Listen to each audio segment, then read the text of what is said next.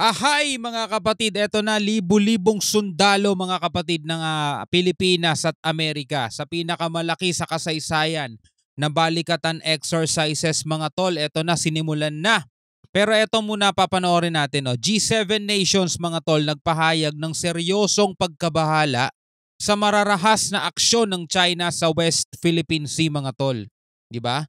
Dahil nga sa ginagawa ng media ng PCG mga tol na i-video, ipakita sa buong mundo kung ano ang kalokohang ginagawa ng China mga tol. Eto na, nagsasalita na yung iba't ibang mga bansa, mga malalaking bansa, mga powerful na bansa mga tol, nagpapagalaw ng ekonomiya ng mundo. Nagbibigay na sila ng pahayag mga tol. Maganda tong mga ganito no, dahil sa pahayag nitong mga malalaking bansa, eto'y pwedeng magpaudlot mga tol o kaya pwedeng magpaatras dito sa China kasi do malaking bansa sila mga tol pero hindi pa rin sila uubra kapag nagsama-sama ang buong mundo at kalaban nila mga tol. Talagang babagsak ang ekonomiya nila pag nangyari yun mga kapatid no. So eto bago natin to simulan no, itong video panonoorin natin mula sa UNTV News ay huwag niyong kalimutan mag-subscribe mga kapatid. Click nyo na rin ang notification bell para ma-notify kayo pag may mga bago tayong reaction video at syempre paki-like nyo na rin po sana itong ating video para ma-recommend pa ni YouTube sa mas maraming Pilipino at mabawas-bawasan man lang yung mga pro-China mga tol. So wag na natin patagalin pa, panoorin na natin to mga tol. Isa sa mga itinuturing na global challenges ng Group of Seven o G7 major powers ang sitwasyon sa East at South China Sea. Sa isang communique ng G7 foreign ministers, patuloy na tinututulan ng mga ito ang peligrosong paggamit ng China ng Coast Guard at Ito, katukto mga tol, katukto sa China. Kinakalampag na yung pintuan ni Xi Jinping mga tol. Diba? And we continue to oppose China's dangerous use of Coast Guard and maritime militia in the South China Sea and its repeated obstruction of country's high seas freedom of navigation. Ang sagot ng China mga tol, wala naman daw problema sa freedom of navigation.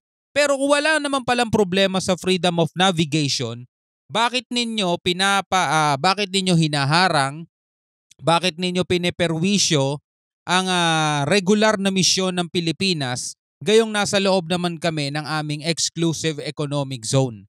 'Di ba? 'Yun ang problema sa China mga tol, hindi nila nakikita yung ginagawa nila.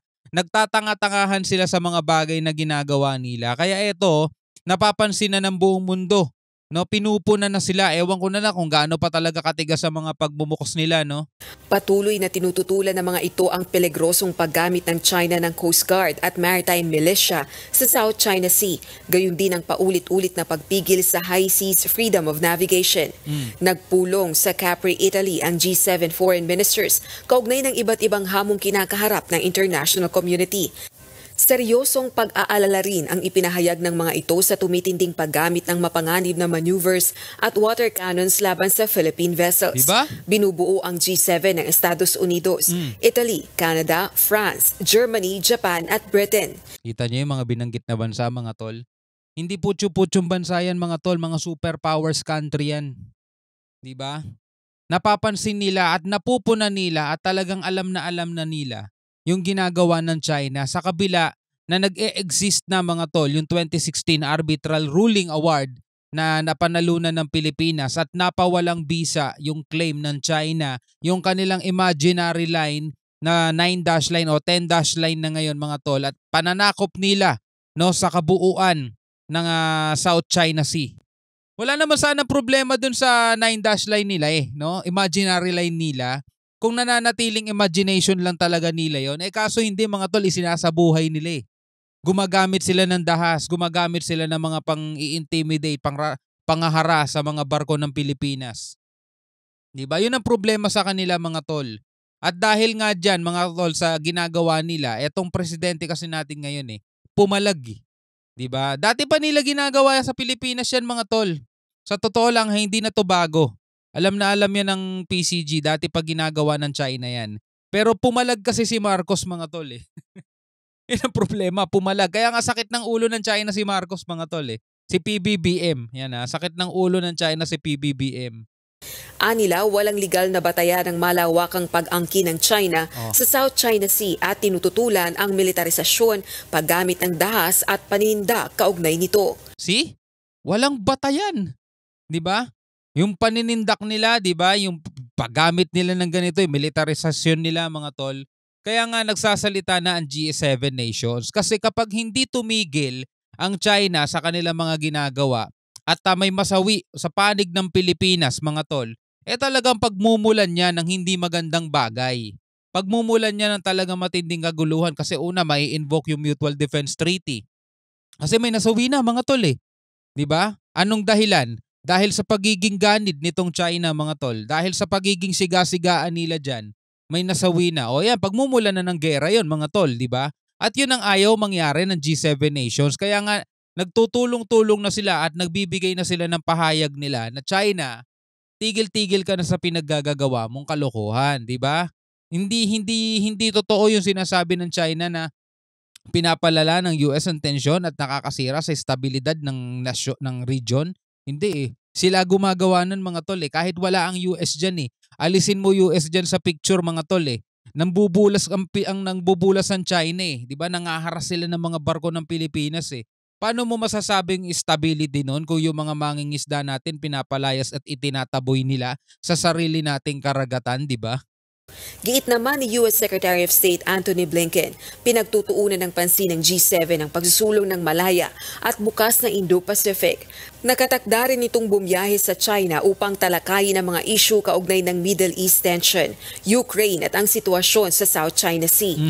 The G7 is united on the need for peace and stability across the Taiwan Strait, the South China Sea, the Korean Peninsula.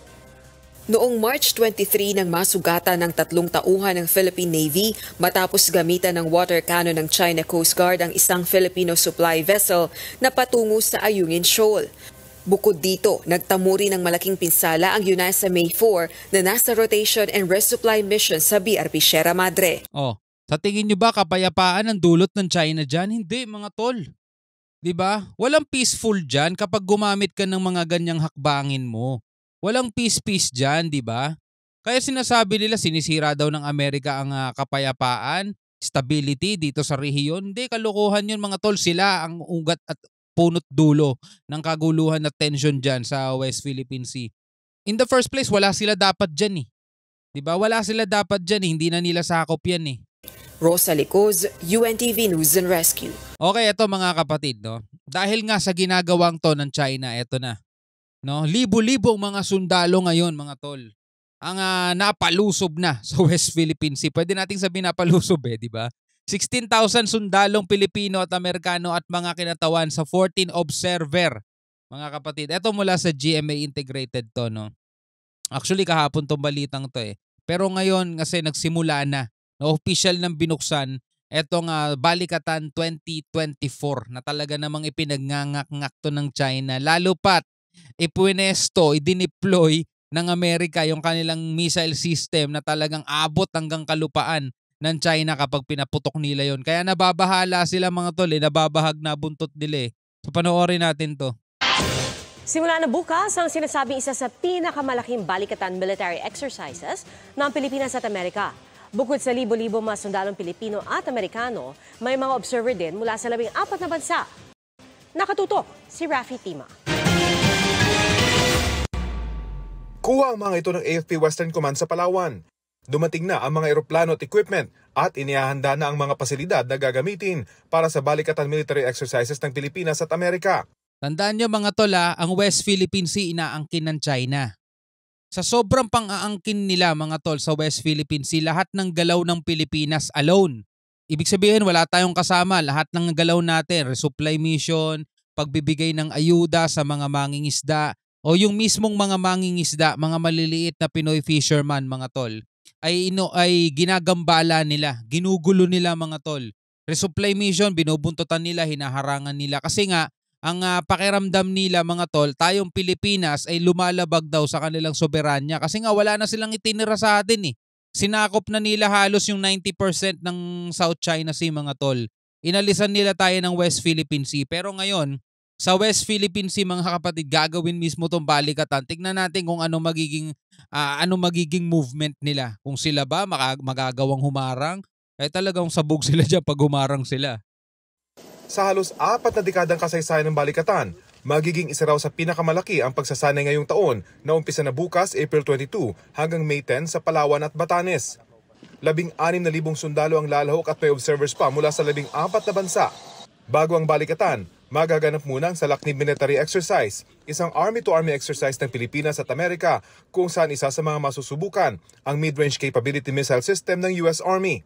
Lahat po ng available. Yun yung kinakatakot ng China mga tol. Nababahala sila talaga dun kasi first time yun eh. Yun ang unang beses na nagdala ang Amerika dito ng tinatawag na Typhoon mga tol. Typhoon, single O. Mid-range missile system ng Amerika na abot yan hanggang sa kalupaan ng China mga tol pag pinaputok nila. Kaya nga maraming mga pro-China rin dito sa Pilipinas ang nag-aalala para sa kalagayan ng China. 'Di ba? Pinangungunahan nila yung military mga military na mismo nagsabing hindi nila papuputukin yun. Na assets ng Philippine Army ay gagamitin natin para makita natin yung interoperability nito sa lahat ng major service. Tinitingnan natin kung inline ba ito sa mga current SOPs, yung TTPs natin, yung tactics, techniques, and procedures pagdating sa combat operations.